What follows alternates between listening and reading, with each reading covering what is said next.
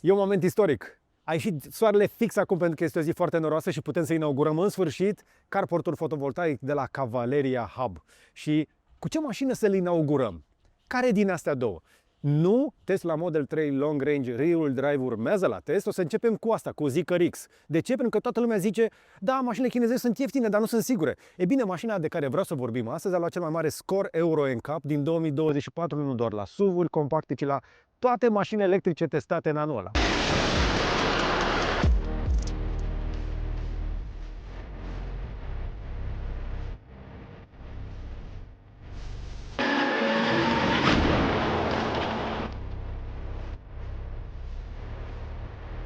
Mai sigură decât Porsche Macan electric, mai sigură decât BMW, mai sigură decât Tesla. Aceasta este Zeekr X și dacă n-ați auzit de ea, în curând o să cam auziți. Că am condus-o în ultima săptămână, am făcut și drumul lungi, vai ce bate vântul. A condus și Vlad și a dus-o la încărcat, dar înainte să intrăm în mașină, trebuie să înțelegeți cine e în spate. Că nu e un brand random, Zeekr e marca premium de la Geely. Geely, aia care a cumpărat Volvo în 2010. Aia care dețin Polestar, Lotus, Smart, Lynk & Co, practic cel mai agresiv conglomerat auto din China. Și dacă vă gândiți, ok, dar Zeekr e ceva low cost, chinezesc, nu? Nu, Zeekr se poziționează deasupra lui Volvo în ierarhia din grup. Adică e brandul cu care Geely vrea să-i bată pe nemți la ei acasă cu un pic de ajutor de la suedezi. Vă explic că devine interesant. Deci, fii atent. Zeekr în România e importat de aceeași firmă care aduce Geely și Lynk & Co. Și e condusă de un tip pe care îl cheamă Cristian Prichea. Numele ăsta vi-l zic doar pentru că omul a fost înainte șef la Ford România foarte multă vreme. A plecat de la Ford ca să lanseze branduri chineze pe piața din sud-estul Europei. Follow the money, nu? Când un om care a condus Ford România pariază pe chinezi, se întâmplă ceva acolo sau pe toată piața auto. Și am mai văzut chestia asta și pe la BYD. Dar acum să vorbim de mașină. Zeekr X este un SUV compact. 4,43 m lungime, 2,75 ampatament. Ce înseamnă asta? E un pic mai mare decât X30 cu vreo 20 de centimetri. E un pic mai mic decât BMW X1. E perfect pentru oraș, dar nu o să te simți înghesuit nici pe autostradă. Nu cred eu că o să faci drumuri exagerat de lungi cu ea, o să vă zic imediat de ce. Și uite prima chestie care m-a luat prin surprindere. Nu are clanțe. Ușile se deschid din butoane, uite așa. Tu uiți la mașina asta și dintr-o dată vezi inclusiv aici ecranul ăsta, 5 ore și 12 minute, 64 km. De ce? Pentru că în momentul ăsta se încarcă din carportul nostru. Băi, dar serios, ai mai văzut mașini de felul ăsta? Ai mai văzut mașini care să arate așa și să fie subcompact? Mașina asta nu vrea să fie încă un SUV, mașina asta vrea să fie aparte. Și eu cred că le iese. Apropo, vezi mânerele astea? Ai văzut că am băgat mâna și n-am făcut nimic, da? Fii atent. Nu am apăsat pe nimic. Simte că am băgat mâna aici și chestia asta se deschide atunci când pleci, te îndepărtezi de lângă mașină. Îmi dai un pic cheia aia? Bă, zici că e o pietricică. Uite-te la ea. Uite-te și tu cât de fancy e. Și fii atent. Hello? Da. Aici. Nu există nicio cheie care să fie și se poate pierde la fel de ușor. Asta este o problemă, dar în momentul în care te apropii și te îndepărtezi, face tot felul de chestii. Uite, spre exemplu, am încheiat-o. Bam. Și la capitolul siguranță mai are un easter egg despre care o să zic un pic mai încolo. Să revenim totuși la partea de design, că de-aia am venit aici, da? Designul ăsta mi se pare un pic agresiv, dar nu chiar forțat. Farurile sunt duble și linia asta de profil pleacă așa cumva către spate. Arată, încă o dată, destul de premium, dar un pic futurist. E un pic Lynk & Co, cu un pic de concept car, cumva funcționează. Numai că trebuie să vă zic din start, că v-am zis să fii mai devreme cu drumurile lungi, portbagajul are 362 de litri. Asta e nivel de Polo. Dacă aveți mașină mare sau plecați în vacanță cu tot cu bagajul, o să simțiți lipsa dacă treceți pe Zeekr X. De-aia cred că mai degrabă o mașină de navetă și de drumuri medii. La design a lucrat aceeași echipă care a lucrat și la Polestar și la Volvo. Și atunci se simte că e vibe-ul la Scandinava, cel puțin la culori, la materiale, minimalismul ăsta al volanului, care ascunde totuși niște chestii. Are niște butoane care controlează lucruri. Aici comenzi vocale, aici meniu, aici volumul e pe dreapta, apropo, dar de aici, spre exemplu, mai sunt niște butoane în spate. Aici un buton care schimbă sursele și aici este încă unul care mi activează, spre exemplu, un difuzor exterior. Alo! Plecați, mă, de acolo! Și nu doar chestia asta, poți să mai faci lucruri, spre exemplu, poți să dau cu bas. Vă rog eu frumos, dați-vă la o parte. You're welcome to go first. You're welcome to go first. Și Sunt o grămadă de chestii pe care o să le descoperi. Meniul din mașină, softul, mi se pare în momentul ăsta printre cele mai bune de la toate mașinile chinezești pe care le-am testat în ultima perioadă. Putem să zicem asta? Da? Nu doar că are CarPlay și Android Auto. Meniul pur și simplu este foarte fain. Are și camere 360 care funcționează. Uite, știu cât de bine arată toată chestia asta. Da? Ai camere pe toate unghiurile și toate sunt de rezoluție înaltă. Asta e camera din spate și aici pot să-mi aleg rear wheel. Uite, pot să văd tot ce e în spate. Pot să văd în față front, left and right, pot să văd bordurile sau pot să văd către unghiul mort sau pot să văd mașina în 3D. Uite, știu cum se vede sub carportul nostru aici, așa, lux, bun. Apropo, camerele se activează automat de fiecare dată când faci viraje, o grămadă de setări. Ce mă interesează pe mine însă este că, da, nu? Pare cunoscut interfața asta. Aici am parte de navigație, dar în cea mai mare parte a timpului nu vei folosi neapărat navigația lor, deși funcționează bine și cu head-up display-ul, arată bine pe ecranul ăsta. O să vii aici, când deschizi mașina, primul lucru, pro tip. Știi ce fac, nu? Ai idee că le-am căutat. Le-ai căutat mult, nu? Mașina asta, fiind făcută de aceeași echipă care lucra la Volvo, vrea să te țină în viață împotriva voinței tale. Apoi, mai avem aici USB de 27 de W, 60 de W și știi ce e asta? Plasă. Cârlig, poți să te atârni chestii aici. Aici poți să uiți chestii. Apoi poți să mai depozitezi lucruri aici. Apoi poți să spui telefonul, fii atent, este o șmecherie. Aici ai încărcător wireless de 50 de W, doar că trebuie să-i găsești poziția. Apoi mai avem un spațiu de depozitare aici. Vreo 5 litri. Asta poate să fac așa ca să vii aici. Dar știi ce nu are? Știi ce nu are, nu? N-are torpedo. Dar are luminițele astea care pulsează frumos, uite aici așa pe bară. Și din ce am citit, ar exista o variantă în care ecranul ar putea fi culisat de la stânga la dreapta, dar noi n-am găsit cum.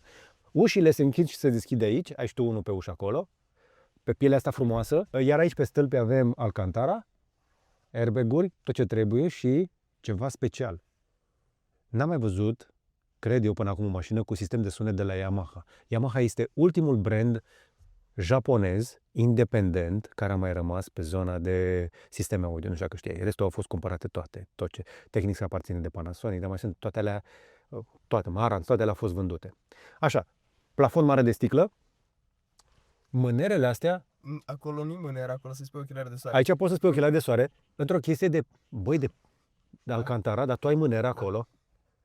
Toată mașina este super plush, este posh, este luxury. Uite și tu cum arată chestiile astea. Așa arată o mașină care se duce către zona luxury fără să scrie pe ea că ar fi luxury. Este o mașină super elegantă.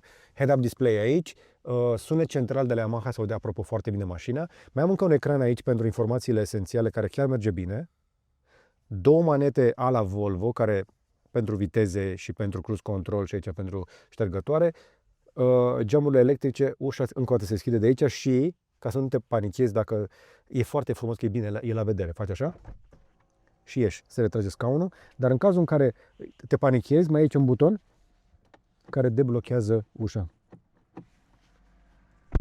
Doar că ăsta va debloca ușa mecanic și fiind fără ramă, există riscul să forțezi un pic sticla, dar nu o să pățească nimic important. Acum, dacă v-am luat ochii cu interior, o să vă mai zic ceva care mă interesează pe mine în mod special. Ci că mașina asta ar trebui să poată să dea 3,3 kWh prin sistemul V2L. Am testat aici inclusiv o baterie faină de la Blue Yeti. Pe mine mă pasionează baterie de casă, după cum știți. E bine, mașinile moderne pot să dea curent și către casă la nevoie atunci când mașina este acasă. De acum ați văzut dotările și începeți să mă întrebați cam cât costă. Ei bine, mașina nu e ieftină. Vine în România în 3 versiuni de preț. Cea de bază se numește Core și are doar tracțiune spate, baterie de 49 de kWh, putere 272 de cai. Autonomie vreo 330 de km, prețul pe la vreo 39.000. Practic e varianta de oraș. Mergi cu ea la birou, la cumpărături, e suficient. Dar nu te duce la mare prea confortabil din punct de vedere al bateriei. Pentru aia există versiune long range de 66 de kWh cu baterie de la CATL, 268 de cai și are autonomie pe hârtie de 446 de kilometri. Dacă e iarnă, o să fie vreo 300 și ceva, dar tot ajungi la mare și o să încarci acolo. Preț 44.000 de euro și aici mi se pare că este în zona de echilibru. Are echipare completă, audio Yamaha și autonomie decentă, adică asta. Următorul nivel peste asta este Privilege All-Wheel Drive. Ce înseamnă? Două motoare, dar cu aceeași baterie. chestia aia este stupid de puternică. 422 de cai și asta înseamnă că face 100 în 3,7 secunde. 48.000 de euro preț. Viteză de supercar într-un SUV de 48.000 de euro. Mi se pare absurd.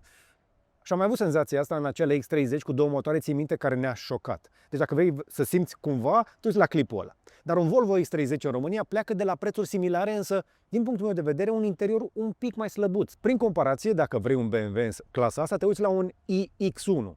Ăla e 52.000 de euro. Iar un Tesla Model Y e tot cam pe acolo, dar e o altă filozofie, o mașină mai mare, mai spațioasă, altă discuție. Dincolo de prețuri și de competiție, să vă zic ce m-a șocat pe mine cu adevărat la mașina asta. Partea de garanție. Ei vor să ofere 5 plus 5 ani garanție și 200.000 de kilometri pe mașină. 8 ani pe baterie ca Tesla și toate astea fac niște numere serioase. Plus garantare la coroziune vreo 12 ani. Ceva enorm. Mașina asta chiar, în teorie, încă o dată, pe hârtie, ține prea bine cu casa. Aici poți să-mi setezi poziția de la oglinzi, de la head-up display și de la scaun. Iarăși o chestie foarte faină și aici inclusiv un asistent vocal cu care am evitat să vorbesc că n-am simțit nevoie. Și aici vine partea cea mai faină a acestei mașini. Deși este un pic mai lungă decât Volvo X30, este mai scurtă decât majoritatea mașinilor pe care le-am condus în ultima perioadă. Și asta este foarte plăcut. Este foarte fain să ai la dispoziție o mașină care se încadrează, uite așa.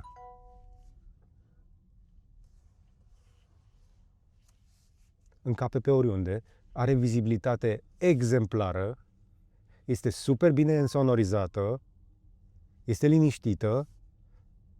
Deci băieții de la Göteborg, de la centrul de design, eu cred că asta este definiția ceea ce ar să facă europenii. Să facă design pentru toată lumea, măcar la ta ne mai pricepem. Pe partea însă de denivelări și de confort, mașina preia bine, însă nu aș insista foarte mult la acest capitol pentru că nu are suspensii adaptive. Sunt niște pur și simplu niște suspensii corecte, cinstite și o mașină bine insonorizată și fiind și electrică este cu minte, este elegantă. Acum, mie mi-ar fi plăcut, sincer, la cum văd mașina asta și cum se simte, să fie compactă. Dar este un SUV subcompact. Deci, practic, imaginează-ți cum ar fi un Polo înălțat. Dacă vrei, da? Cam ăla ar fi un termen de comparație. Dar preia foarte bine partea de denivelări, trece bine peste orice denivelări și peste grot, n-am avut nicio problemă. Însă, un avantaj al acestei platforme un pic înălțate este că am niște drumuri mai proaste pe lângă Corbeanca pe acolo și se descurcă exemplar pe drum rău. Exemplar. Este atât de predictibilă, de stabilă, centrul de greutate jos și felul în care se conduce mașina este... Din momentul ăsta pare că este o reclamă pentru Zeekr, dar vă recomand să mergeți la test drive. Odată ce tu urci în mașina asta, nu te simți ca într-o mașină europeană de buget. Te simți ca într-o mașină europeană premium. Asta a vrut să facă și eu cred că le-a ieșit foarte bine. Uite ce înseamnă o denivelare, nu auzi nimic acolo. Și acum vine partea care mie mi se pare o șmecherie. O să vă vând un pont. Am zis că mașina asta mi se pare cea mai bună variantă varianta de un singur motor, pentru că asta. Dintr-un viraj în altul, dintr-un semafor în altul, pentru o mașină de navetă de zi cu zi și drumuri medii, nu ai nevoie de mai multă accelerare. Știi care e diferența între standard și dinamic? Cât de tare lovește accelerația. Și de la un semafor la altul, am la 50. Unde te duci? În 2 secunde jumate ești la viteza legală. Dacă o să abuzezi prea des oricum de accelerația unei mașini electrice, o să se supere cei din spate sau cel din dreapta și la un moment dat o să te deranjeze și pe tine. De cele mai multe ori conduc mașinile de test în zona joasă de putere. Sunt numere interesante. Partea de putere de obicei atrage clienți care n-au mai condus până acum o electrică pentru că vor percepția asta de mașină sport. Am mai observat o chestie. Toată puterea e pusă pe spate, ea fiind acest SUV subcompact este un pic înăltuță și atunci există riscul să se încline puțin așa pe spate, dar electronica intră foarte repede și îți va tempera foarte repede lanul dacă este nevoie. Pe anvelopele de iarnă care sunt un pic mai moi, aderența evident este un pic diferită față de cele de vară, dar nu am simțit nicio clipă o lipsă de siguranță, deși am simțit că mașina mea tăia gazul, dar mi-a tăiat puterea. Problema care e că, spre deosebire de o mașină pe benzină sau pe motorină, nu-ți taie puterea la fel. Am condus-o și pe DN1, am condus-o și pe autostradă, este suficient de silențioasă și la viteze de DN1 și de drum european. Pe autostradă, pe la vreo 130, o să încep să auzi un pic mai tare, dar oglinzile neavând ramă, ca pe Volvo X30, mi se pare că sunt suficient de bine gândite aerodinamic. Dar în rest, nu știu ce altceva aș putea să recomand mai mult sau să spun negativ despre mașina asta, pentru că încă o dată, este gândită prea bine pentru scenariul nostru de utilizare. Uite, compar-o cu un Golf 5. Da? Pentru noi, pentru stilul nostru de viață, în cea mai mare parte a timpului nu avem nevoie de mai mult de o mașină compactă și îmi doresc mai multe mașini ca asta. Nu prea are concurenți prea mulți, dar despre chestiile astea o să vorbim un pic mai degrabă la exterior. Hai să vorbim un pic de încărcare, că aici trebuie să fim un pic realiști. Dacă o ții acasă peste noapte, nu o să treacă noaptea și se va încărca. La 11 kW o încarci complet în 4-5 ore. Dar mașina este pe platformă de 400 de volți și are o încărcare maximă pe DC, adică la stații rapide, de 150 de kW. Asta înseamnă că, în teorie, o bagi în vreo jumătate de oră până aproape de 100, nu? Cam cât? Hai mai bine să vi-l las pe Vlad să vă arate experiența lui de la stația de încărcare, că l-am rugat să vadă el cam cât de mult poate să tragă mașina la drum lung. Sper că s-a bucurat de călătorie. Suntem la stația de încărcare, aveam 22% și în momentul ăsta trage cu 121, 113, trage cu 134. Ce e tare la Zeekr, la stațiile L-Drive, ai funcția de autocharge ca aia pe Encharge la Tesla. Doar vii, ai băgat mufa, lasă să se încarce, după care, după ce ai încărcat, scoți mufa și ai plecat la drum și practic îți trag banii direct din cardul tău. Aici puteți să vedeți mai bine cu cât încarcă.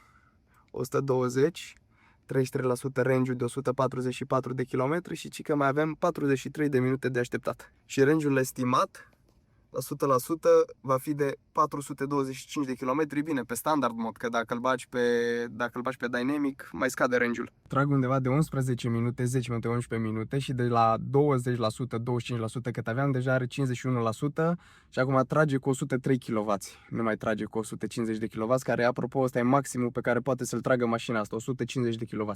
Și deja am 220 de km și mai am încă 36 de minute de așteptat. Stau de 41 de minute, dar ultimele 10-15 minute au fost de la 80% la 90% și acum dacă vreau să o duc până la 100% trebuie să mai stau încă 24 de minute, că deja, vezi, mai bagă numai cu 19, adică 123 pe oră și cam astea sunt cifrele de aici. 23 de minute, 385 de km, 90% și după aceea să-i dăm bătaie. E duminică 9:59 dimineața. Am pus locația către Vâlcea, 207 km, 2 ore 50 de minute, arată că la destinație o să ajungem la ora 12:49 și o să mai avem 46% baterie, ceea ce nu e rău deloc, eu am crezut că o să mă opresc să încarc o dată și la Pitești. Deci imediat ne dăm jos de pe autostradă la Curtea de Argeș, mai avem 197 de km autonomie, am mai rămas cu 47% și mai avem 44 de km până la stația de încărcare. Am lăsat mașina la încărcat și ce n-am văzut eu până acum pe ușă. Uite-te, frate, cum ți arată. 41%, 177 de km și timpul rămas. Timpul de încărcare rămas, că asta mi se pare o chestie șmecheră rău de tot. Acum plecăm de la Vâlcea, am 75% baterie, range-ul e undeva la 316 km și să vedem dacă mergem așa cu ea până la București sau ne mai oprim puțin în Pitești pentru o alimentare scurtă și pentru mașină, dar și pentru noi. O pauză scurtă și la Pitești și mi-arată, am pus-o până la 100%, mi-arată că 34 de minute.